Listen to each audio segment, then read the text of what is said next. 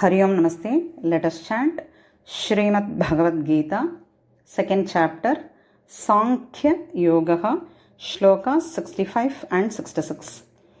Prasade sarvadukhanam hanirasyopajayate prasanna chetaso hyashu buddhi paryavatishthate nasti buddhirayuktasya nachayuktasya bhavana నచాభావయత శాంతిః అశాంతస్య కుతః సుఖం ప్రసాదే సర్వదుఃఖానాం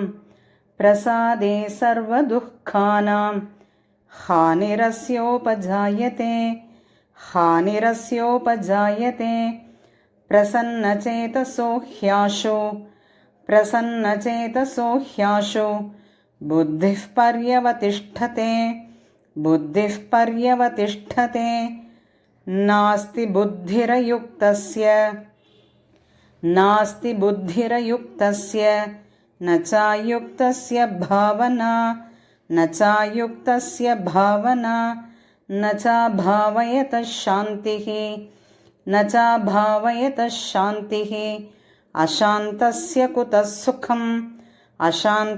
కుతః సుఖం హరి ఓం.